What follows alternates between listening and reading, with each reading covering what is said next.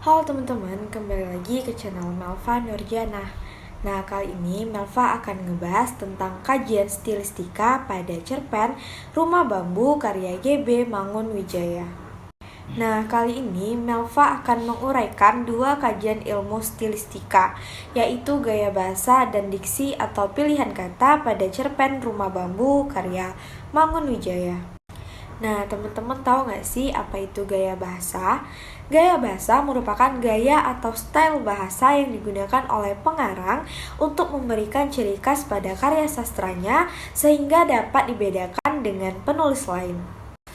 Nah, jadi itu dia pengertian dari gaya bahasa. Lalu, apa itu diksi?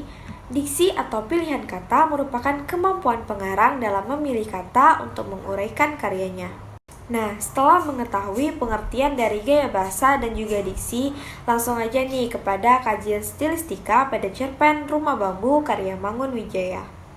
Nah, kajian stilistika yang pertama yaitu dari gaya bahasa.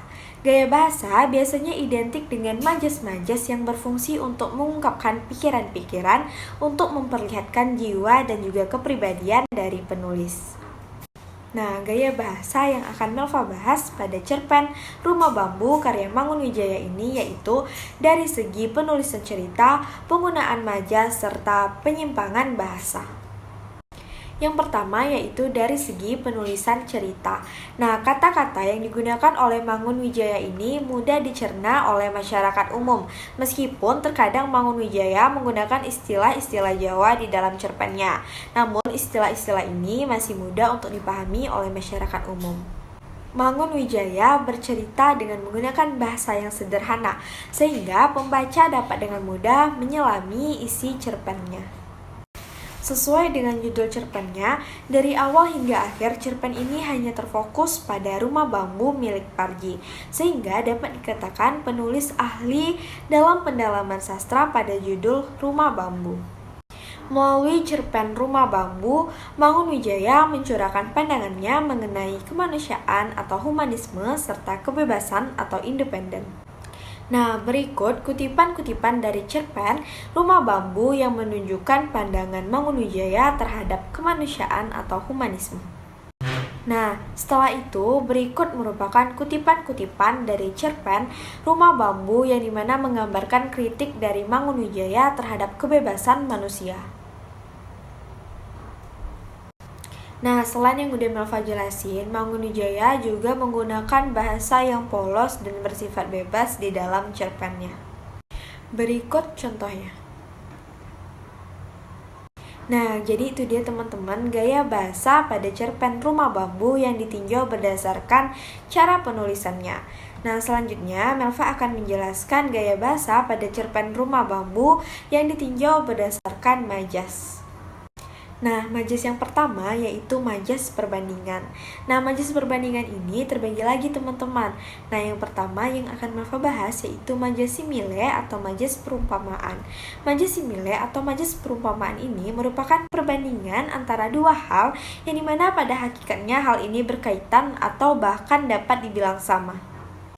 Yuk kita baca kutipan ini. Dari kutipan tersebut merupakan contoh dari majas simile atau perumpamaan di dalam cerpen Rumah Bambu karya Mangunwijaya ini. Nah, selanjutnya yaitu majas personifikasi. Majas personifikasi sendiri merupakan perbandingan benda-benda mati menjadi seolah-olah hidup. Nah, dapat teman-teman lihat pada contoh ini. Nah, di sini tanah liatnya itu dibuat seolah-olah dapat melakukan hal yang dilakukan oleh makhluk hidup, yaitu membuat janji atau berjanji. Nah, yang terakhir mengenai majas perbandingan yaitu majas metafora.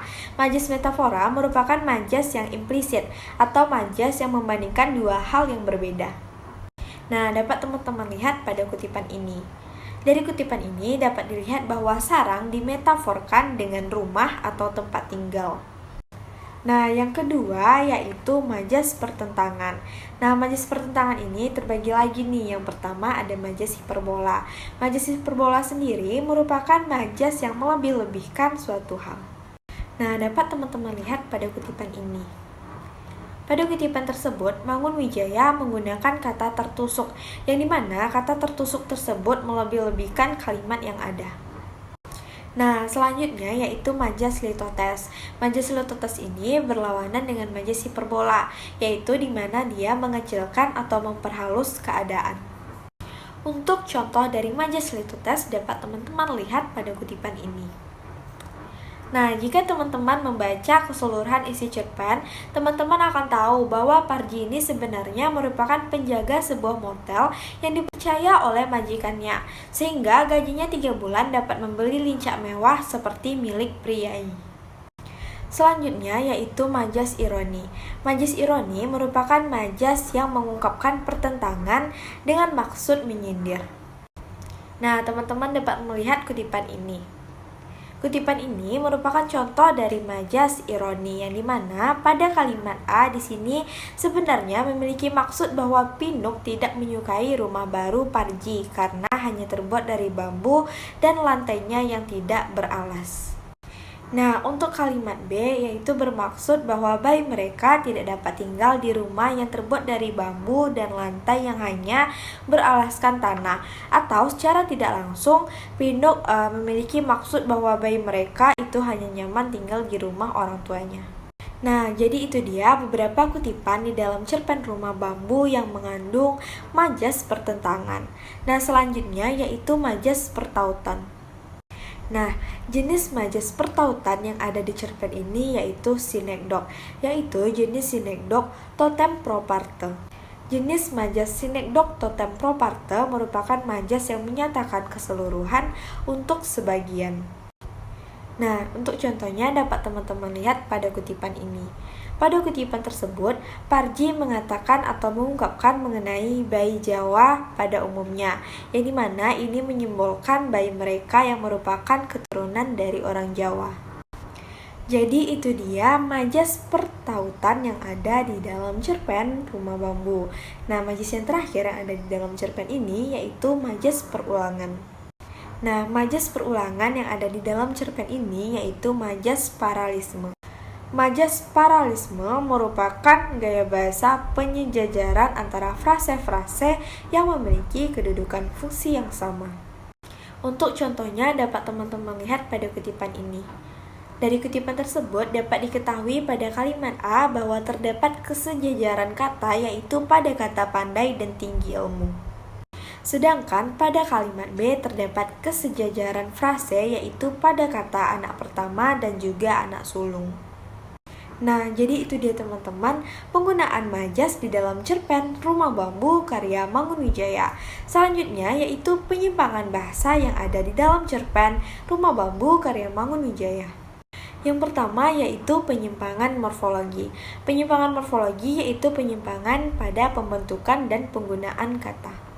Untuk contohnya, teman-teman dapat melihat kutipan berikut. Pada kutipan berikut, kata sini seharusnya menggunakan kata ini.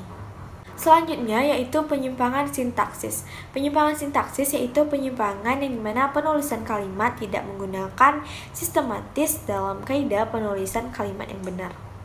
Contohnya dapat teman-teman lihat pada kutipan berikut. Nah, pada kutipan berikut tidak terdapat subjek sehingga tidak memenuhi dalam kaidah penulisan kalimat. Nah, jadi itu dia teman-teman penggunaan gaya bahasa yang ada di dalam cerpen Rumah Bambu karya Mangunwijaya. Nah, selanjutnya Melva akan ngebahas tentang analisis stilistika yang kedua, yaitu dari segi diksi atau pilihan kata. Ada beberapa pemilihan diksi yang terdapat di dalam cerpen ini. Nah, yang pertama yaitu penggunaan diksi kejawaan. Pemilihan diksi seperti ini memberikan ciri khas terhadap suatu karya sastra. Contoh diksi kejawaan yang ada di dalam cerpen ini yaitu sinokeling, tutul, lincah, sinyo, dan sebagainya. Nah, selanjutnya yaitu pemanfaatan bentuk ulang, yang dimana ini bertujuan untuk memberikan kesan melebih-lebihkan. Contohnya dapat teman-teman lihat pada kutipan ini. Pada kalimat A terdapat pengulangan kata yaitu pada kata semakin. Serta pada kalimat B terdapat pengulangan kata yaitu pada kata esok petang. Nah, itu dia teman-teman beberapa penggunaan diksi pada cerpen Rumah Bambu karya Mangunwijaya. Sekian dulu teman-teman penjelasan Melva mengenai stilistika dari cerpen Rumah Bambu karya Mangunwijaya. Semoga dengan menonton video ini teman-teman dapat mengetahui apa sih itu analisis stilistika, serta dapat mengetahui apa itu gaya bahasa serta diksi. Sampai ketemu di konten-konten selanjutnya. Jangan lupa like, comment, dan subscribe.